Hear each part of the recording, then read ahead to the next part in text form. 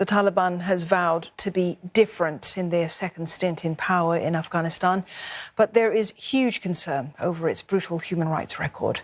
For a closer look at the way forward for Afghanistan, we're joined now by Dr. James Dorsey. He's from the Middle East Institute of NUS. Thank you for joining us. Exiled Taliban leaders, they are back on home ground after many years. What do we know, though, of Mullah Baradar and his views? He's a scholar. He's been actually a very constructive force in the negotiations in Doha with the United States over the last several years. I think the issue in terms of who the Taliban are today is one that we have to wait and see. If even in the best of circumstances, that is to say, if we take their moderation, their more accommodating face that they're putting forward at the moment at face value, implementing that is going to be difficult. We're already seeing that not only in Kabul itself, but also in various other parts of Afghanistan. You've had protests already.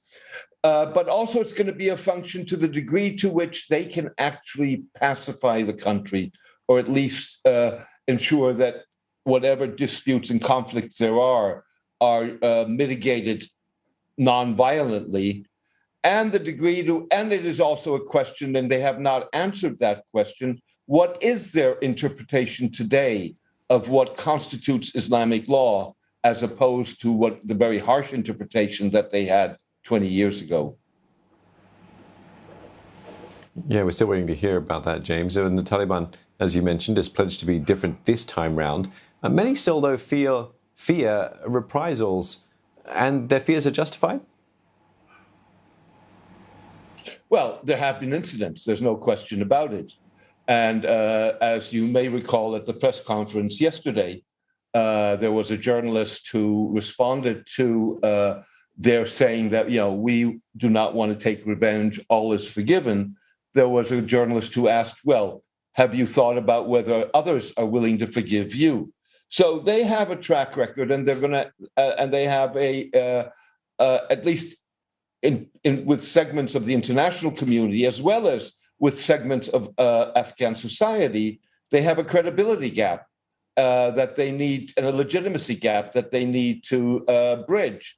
And they clearly have made a start with that. And to be fair to them, it will take time for them to ensure that all the rank and file across the country implement the policies that they are now advocating.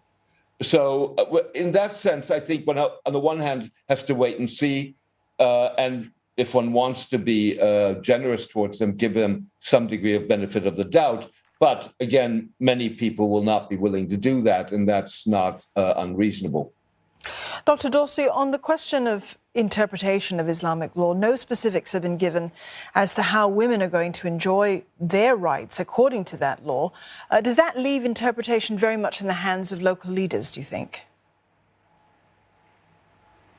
Well, as long as you don't have a central government that enunciates a policy and starts to give definitions, among other things, of what constitutes Islamic law and how that Islamic law is applied to various parts of society, including women, you're going to have confusion.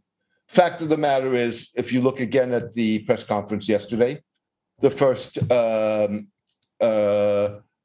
question was by a woman.